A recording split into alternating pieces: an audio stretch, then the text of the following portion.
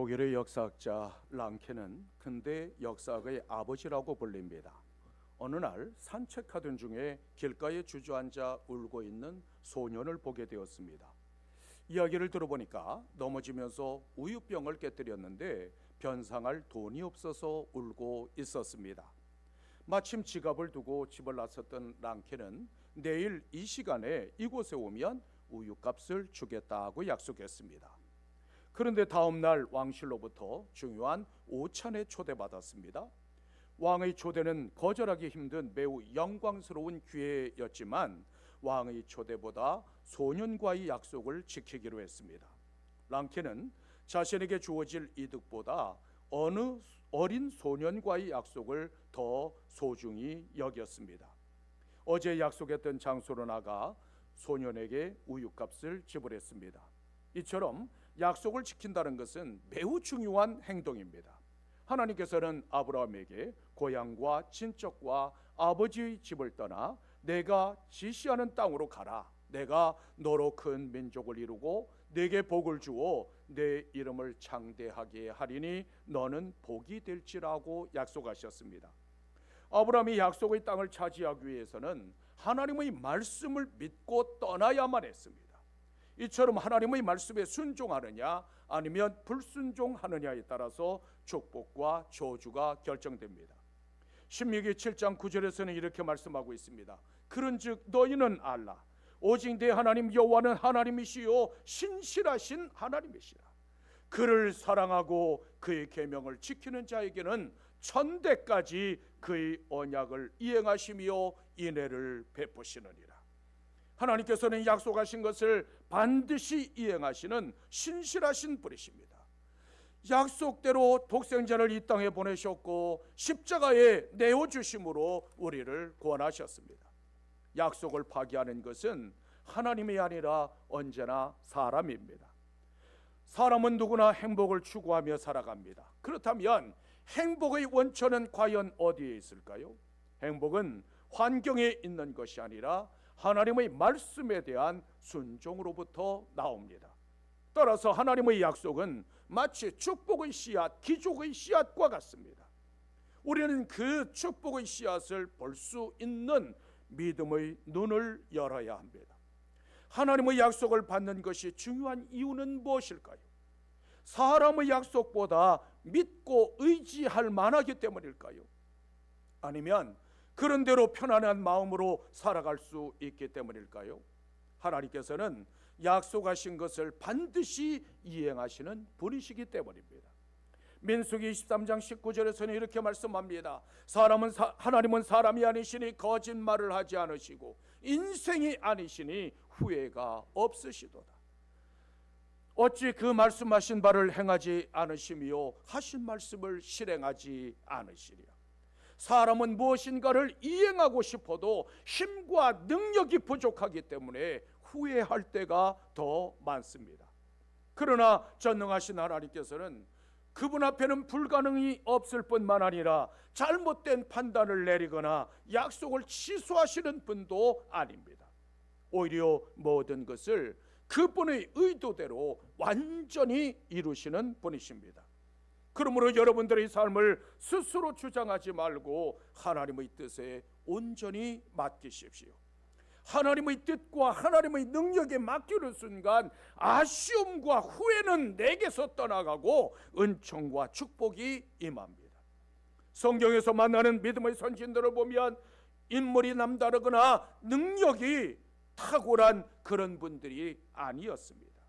그분들도 우리처럼 연약하고 부족하고 허물과 죄도 많은 평범한 사람들이었지만 하나님 나라의 소중한 일꾼들로 쓰임받았습니다. 그 결정적인 이유는 자기가 가진 능력이 때문이 아니라 하나님의 약속을 의지했기 때문입니다. 하나님의 약속을 신뢰하면 번성의 복을 보고 승려의 복을 누리게 됩니다. 창세기 22장 17절에서는 이렇게 말씀하고 있습니다. 내가 네게 큰 복을 주고 내 씨를 크게 번성하여 하늘의 별과 같고 바닷가의 모래와 같게 하리니 내 씨가 대적의 성문을 차지하리라. 아브라함이 하나님의 말씀에 따라서 이삭을 번제로 드렸을 때 주신 하나님의 약속의 말씀입니다. 이처럼 하늘의 영광과 하늘의 축복은 언제나 희생과 포기를 요구합니다. 아브라함에게 이삭은 자기 생명보다도 소중한 존재였습니다. 아무리 시험이라 할지라도 아들을 번제로 드린다는 것은 너무 감당하기 어려운 일입니다.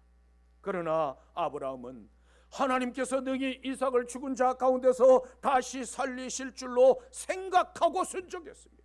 성경은 하나님께서 이삭을 죽은 자 가운데서 다시 살리실 줄을 믿었다고 분명하게 증언하고 있습니다. 비록 인간적인 눈으로 보기에는 불가능해 보이지만 우리가 믿음으로 하나님 앞에 순종할 때 그 놀라운 약속들은 이루어집니다. 하나님께서는 아브라함이 희생 제사를 드리고 난 후에 다시 축복의 약속을 재확인해 주셨습니다. 하나님께서 성도들을 부르신 이유는 영생의 복과 천국의 기업을 주시기 위함입니다. 하나님께서는 우리에게 이미 모든 약속들을 주셨습니다. 그러므로 하나님의 약속을 굳게 믿고 순종함으로 약속을 성취하는 여러분들이 되시기를 주님의 이름으로 축원합니다. 왜 하나님의 말씀에 순종하는 삶을 살아가야 할까요? 그 이유는 하나님의 말씀에 순종할 때 우리도 약속을 기업으로 받을 수 있기 때문입니다. 로마서 4장 20절로부터 22절에서는 이렇게 말씀하고 있습니다.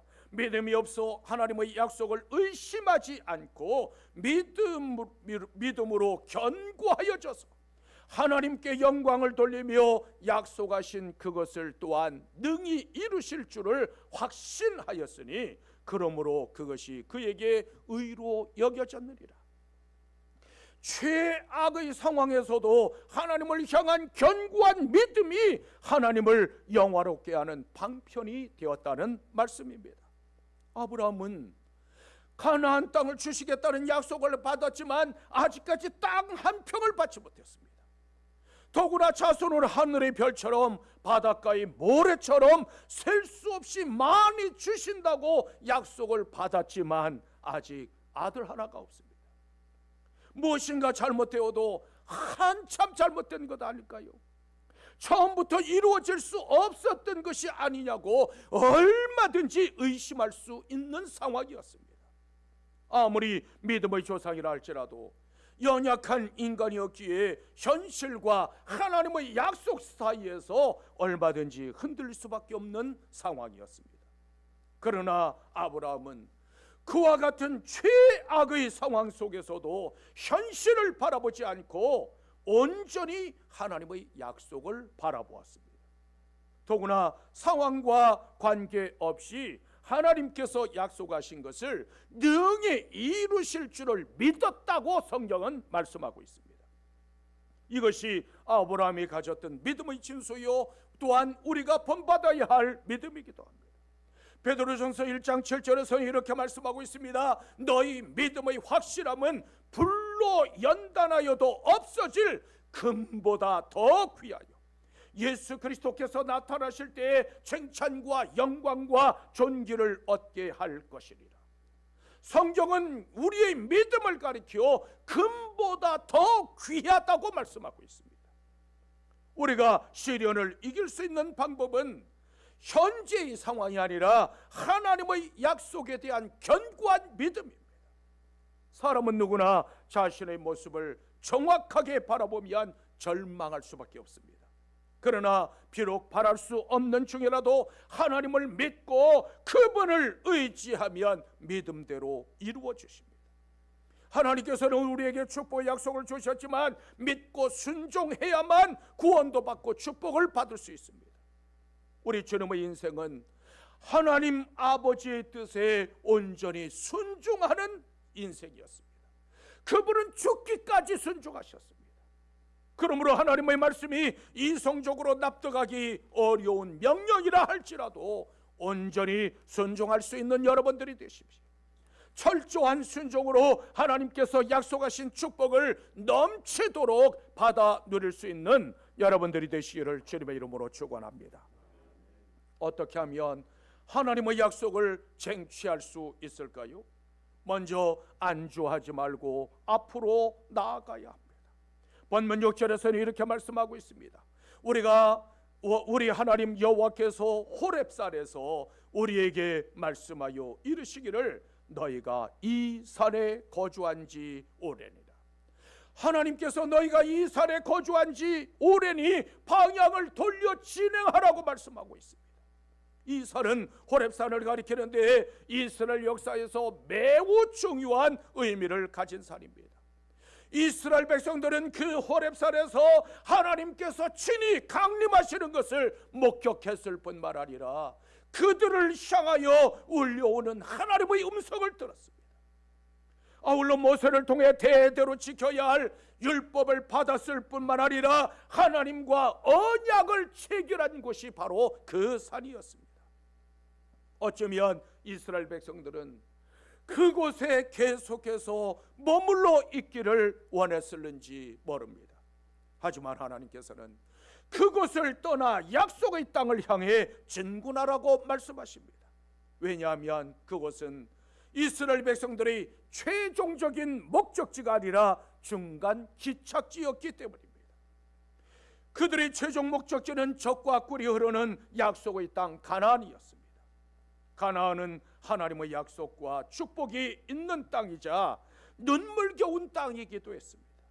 하지만 앞길이 험난하고 예측할 수 없는 위험이 도사리고 있다 손치더라도 가나안을 향해서 계속 진군해야만 했습니다. 이러한 모습은 주님의 제자들도 역시 마찬가지였습니다. 마태복음 17장 4절에서는 이렇게 말씀하고 있습니다. 베드로가 예수께 여쭈어 이르되 주여 우리가 여기 있는 것이 좋사오니 만일 주께서 원하시면 내가 여기에 초막 셋을 짓되 하나는 주님을 위하여 하나는 모세를 위하여 하나는 엘리야를 위하여 하리이다. 베드로가 예수님께서 영화롭게 변형되시고 모세와 엘리야와 함께 말씀을 나누시는 그 영광스러운 모습을 보았습니다. 그 신비하고 장엄한 영광에 압도된 베드로는 여기에 초막 셋을 짓고 머무르자고 했습니다. 그러나 주님의 뜻은 제자들이 변화산에 머무는 것이 아니라 세상을 향해 나아가 예수 그리스도의 복음을 전파하는 것이었습니다. 너희는 세상의 소금이 되어다오, 너희는 세상의 빛이 되어다오. 이것이 바로 주님의 뜻이었습니다. 이것은 우리 성도들에게도 주신 동일한 명령이기도 합니다.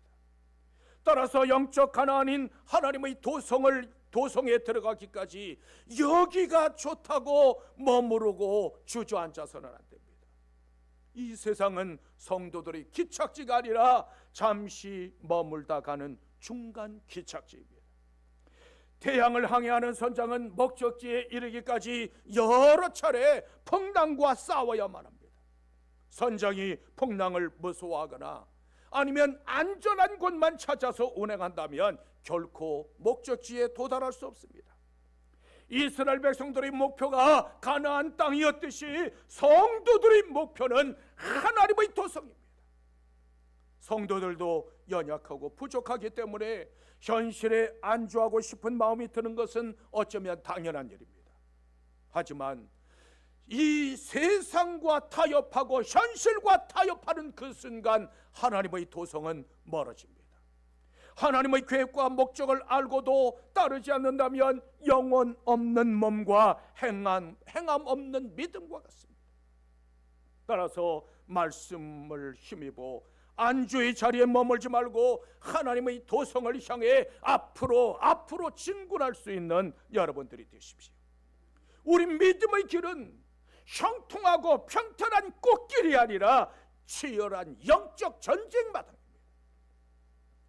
그러나 힘들고 고통스럽고 마귀가 우는 사자처럼 길을 막고 삼키려고 달려들지라도 앞으로를 향해서 나아갈 수 있는 여러분들이 되십시오.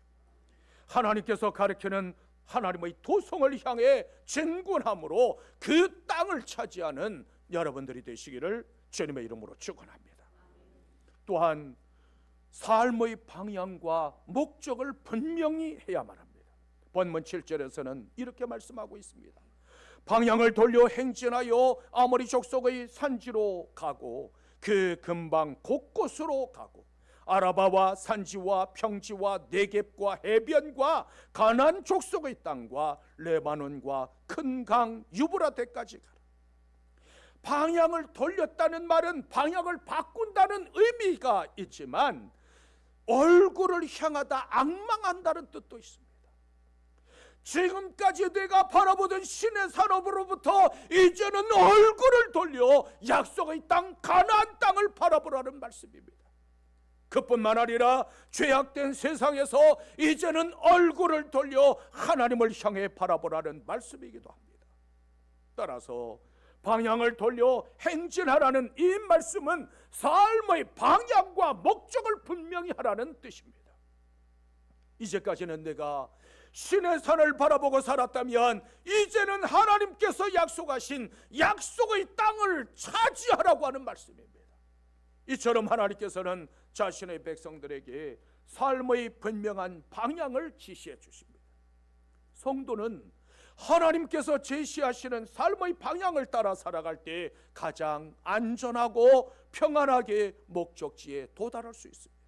그렇다면 하나님께서 우리에게 제시하신 목표는 과연 무엇일까요? 빌립보서 3장 13절로부터 14절에서는 이렇게 말씀하고 있습니다. 형제들아, 나는 아직 내가 잡은 줄로 여기지 아니하고 오직 한 일, 즉 뒤에 있는 것을 잊어버리고 앞에 있는 것을 잡으려고 표대를 향하여 그리스도 예수 안에서 하나님이 위에서 부르신 부름의 상을 위해서 달려가노라. 바울 사도는 뒤에 있는 일을 잊어버리고 앞에 있는 것을 잡으려고 목표를 향해 달려간다고 고백하고 있습니다. 표대는 문자적으로는 원거리 표적, 시야에 보이는 목표라는 뜻입니다. 하지만 그리스도의 제자들이 추구하는 상급이나 선한 싸움을 싸운 자들에게 주어지는 의의 면류관, 천국의 상급을 의미하기도 합니다. 뒤에 있는 것은 과거를 가리키는데 지난날에 집착하는 자는 전진할 수 없습니다. 경주에 나온 사람이 입을 걱정, 마실 걱정, 먹을 걱정, 집 걱정, 자식 걱정을 하고 있다면 경주자로서 합당하지 않습니다. 그렇다면 구원의 도성에 있는 성도들이 잊어야 할 과거의 일은 과연 무엇일까요? 가장 우선적인 것은 내가 잘했다고 생각하는 것들을 잊어야만 합니다. 왜냐하면 성공했다고 자랑하면 안주하기 쉽고 공적을 자랑하다 보면 교만에 빠지기 쉽습니다. 아울러 지난날 잘못한 것도 잊어야 하는데 그 이유는 잘못한 것에 발목이 잡히면 앞으로 나아갈 수 없기 때문입니다. 바울 사도는 부활하신 예수 그리스도를 만나기 전까지 교회를 박해하고 성도들을 죽음으로 내모는 일에 앞장섰던 사람입니다. 만약 그때 그 일을 잊지 못했다면 바울 사도가 과연 위대한 그리스도의 제자가 될 수 있었을까요? 베드로 사도도 역시 마찬가지입니다. 주님께서 뻔히 목표 보고 있는 가운데, 예수님과 눈길이 마주치고 있는 가운데 베드로 사도는 3번씩이나 주님을 모른다고 부인했습니다. 그렇게 예수님을 모른다고 부인했던 베드로 사도가 그때 일을 잊지 못했다면 위대한 사도가 될 수 있었을까요? 마찬가지로 구원의 도상에 선 우리가 뒤를 돌아보면 구원을 완성할 수 없습니다. 롯의 아내는 소돔과 고모라 성을 빠져나올 때 뒤를 돌아보다가 소금 기둥이 되고 말았습니다.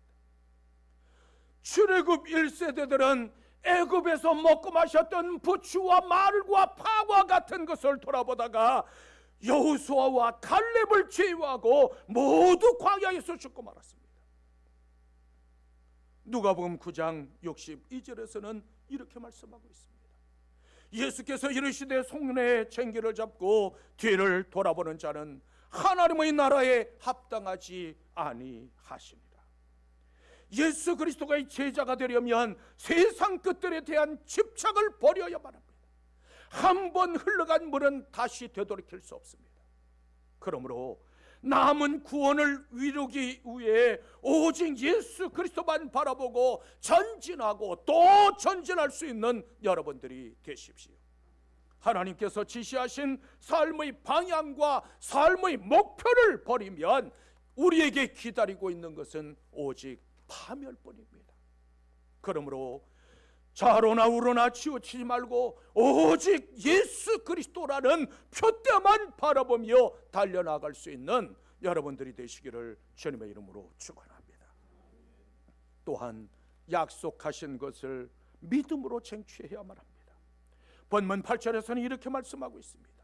내가 너희의 조상 아브라함과 이삭과 야곱에게 맹세하여 그들과 그들의 후손에게 주리라 한 땅이 너희 앞에 있으니 그 땅을 차지할지리라.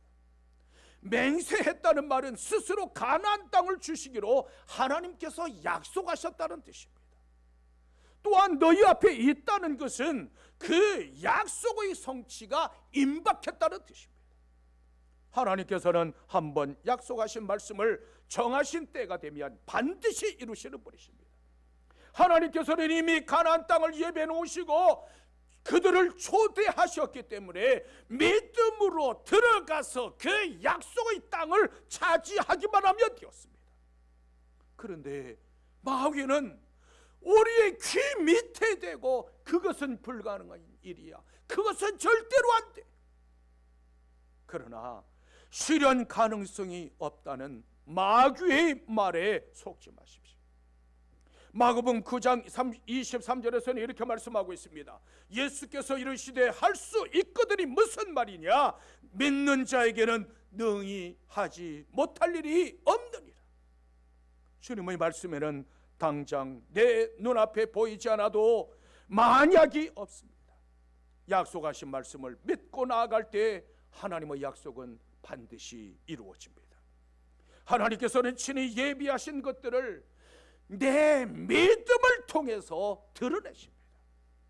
아울러 내가 하나님으로부터 인정받을 수 있는 유일한 수단이 있다면 그것도 역시 믿음뿐입니다. 이 땅에 많은 사람이 있지만 아브라함만큼 위대해진 사람은 그 어디에도 없습니다. 그는 열국의 아버지, 선지자, 하나님의 종, 하나님의 벗이라는 놀라운 이름을 얻었습니다. 아브라함은 믿음의 아버지요 또한 꿈의 아버지였고 축복의 아버지였습니다. 신약 성경은 아브라함과 다윗의 자손 예수 그리스도의 세계라고 시작하고 있습니다. 또한 우리가 성경을 보면 언제나 하나님은 아브라함의 하나님이라고 말씀하고 있습니다. 하나님께서 아브라함을 택하시고 그에게 약속을 주셨습니다. 아브라함은 그 약속을 이삭에게 유산으로 상속했고 이삭은 야곱에게, 야곱은 그 자손들에게 물려주었습니다. 그 약속을 따라 젖과 꿀이 흐르는 약속의 땅 가나안 땅을 차지하라고 말씀하셨습니다. 하나님께서는 약속을 통해서 그분의 사랑을 드러내십니다. 그렇다면 우리를 향하신 하나님의 약속은 무엇일까요? 누가복음 22장 20절에서는 이렇게 말씀하고 있습니다. 이 자는 피로, 내 피로 세운 새 언약이니 곧 너희를 위하여 붙는 것이라. 예수 그리스도께서는 자신의 보혈로 영원한 새 언약을 세우셨습니다. 그 새 언약을 통해서 예수 그리스도의 십자가가 내 십자가가 되고 예수 그리스도의 부활이 곧 나의 부활이 됩니다. 하나님의 약속을 믿고 순종할 때 응답과 기적의 역사가 나타납니다. 주님께서는 지금도 우리를 향하여 약속하십니다. 볼지어다 내가 세상 끝날까지 너희와 항상 함께 있으리라. 내가 진실로 속히 오리라. 주님께서는 약속하신 대로 반드시 이루실 것입니다. 하지만 주님의 약속은 믿고 순종하는 자들에게만 유효합니다. 사랑하는 자녀들에게 무엇을 물려주시기를 원하십니까? 모세는 하나님께서 그들의 열조에게 주셨던 약속의 그 땅을 차지하라고 외쳤습니다. 마찬가지로 내가 받은 하나님의 약속을 유산으로 물려주고 예수 그리스도를 믿는 그 믿음 하나만은 반드시 물려줄 수 있는 여러분들이 되십시오. 오직 믿음으로 하나님께서 예비하신 약속의 그 땅을 쟁취할 수 있는 여러분들이 되시기를 주님의 이름으로 축원합니다. 그렇다면 하나님의 약속은 언제 내 것이 될 수 있을까요? 마태복음 11장 12절에서는 이렇게 말씀하고 있습니다. 세례 요한 때부터 지금까지 천국은 침노를 당하나니 침노하는 자가 빼앗느리라. 천국이 침노하는 자의 것인 것처럼 하나님의 약속 또한 침노하는 자들에게 주십니다. 따라서 세상에 빼앗긴 하나님의 축복의 영토를 되찾고 정복해야만 합니다. 그 방법은 하나님의 말씀에 대한 순종으로부터 시작됩니다. 하나님의 약속은 갈망하는 사람과 신뢰하는 사람들에게 주어집니다. 그러므로 현재의 내 모습만 바라보지 말고 하나님께서 행하실 구원의 역사를 바라볼 수 있는 여러분들이 되십시오. 전능하신 하나님을 믿고 그분의 힘과 능력으로 살아가는 사람을 가리켜서 그리스도인이라고 말합니다. 이스라엘 백성들은 하나님을 신뢰하지 못했고 눈앞에 있는 현실만 바라보았습니다. 그렇기 때문에 가나안 족속들은 너무너무 강대한데 우리는 그들 앞에서 메뚜기와 같다고 생각했습니다. 그 이유는 가나안 땅을 이미 예비하신 하나님의 그 약속을 신뢰하지 못했기 때문입니다. 사람도 변하고 세상도 변하고 주권자도 다 변합니다. 그러나 하나님의 약속은 영원하고 그분의 선하심과 그분의 인자하심과 그분의 신실하심에는 변함이 없습니다. 따라서 하나님의 약속을 신뢰하는 믿음이 축복의 역사, 기적의 역사를 가져옵니다. 뒤를 돌아보거나 제자리에 안주하거나 머뭇거리지 마십시오. 내 생각과 다르고 내 뜻과 다르다는 이유로 분노하는 모습을 잘라내십시오. 패역하고 불순종하는 모습을 잘라내야 합니다. 그리스도를 믿음으로 그리스도를 마음에 품고 그분께서 행하신 모습을 닮아갈 수 있어야 합니다. 믿음으로 하나님의 말씀에 순종하는 사람, 천국의 소망을 품고 앞으로를 향해 나아가는 사람이 그 땅을 차지할 수 있습니다. 그러므로 오직 하나님의 말씀에 순종함으로 하나님께서 주신 약속을 쟁취할 수 있는 여러분들이 되시기를 주님의 이름으로